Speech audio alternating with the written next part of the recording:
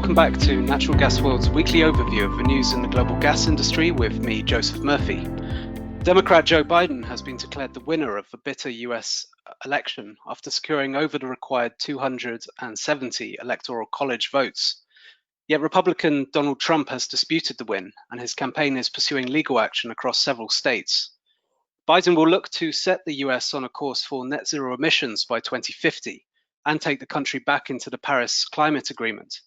But Republicans stand a good chance of retaining control of the Senate, limiting what the new president will be able to achieve.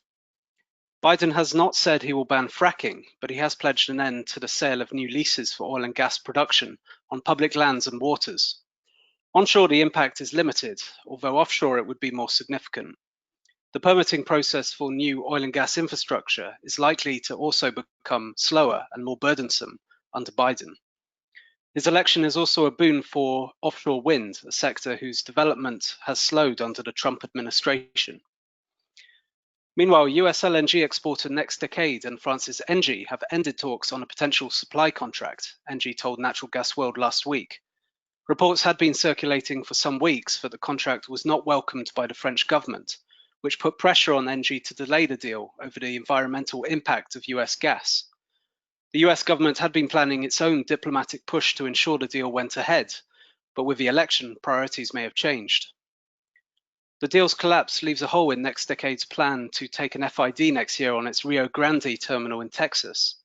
The company needs to secure offtake for an extra 9 million tons per year of LNG to take this step, adding to the 2 million ton per year deal it already has in place.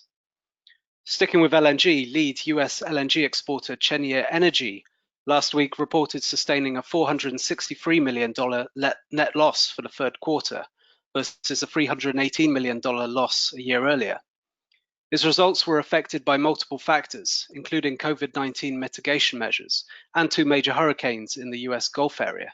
This led to a reduction in the number of LNG cargoes from its liquefaction terminals in Louisiana and Texas to 44 from 108 a year earlier.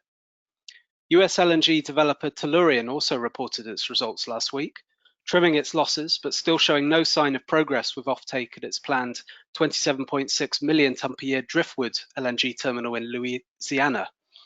To date, only France's Total has agreed to purchase LNG from Driftwood, some 2.5 million tons per year. Over in Europe, Germany's Uniper is considering converting a planned LNG terminal in Wilhelmshaven to import hydrogen after failing to attract enough binding bookings for its 10 million ton per year capacity. This is just one option though, and the original LNG project could still go ahead, but on a smaller scale. Wilhelmshaven is one of 3 planned regasification terminals in Germany. The country, despite being Europe's biggest gas market, does not import any LNG directly, instead relying on pipe supply mostly from Russia and Norway. The most advanced of these projects underway is one led by Gasunie and other partners. The group aimed to finalize an LNG supply contract with Germany's RWE to underpin the project by year-end. In neighbouring Denmark, the restart of the country's largest gas field after a redevelopment programme has been delayed by a year as a result of COVID-19 related disruptions. The Total-operated Tyra field accounted for 90% of Danish gas output until its closure in September last year.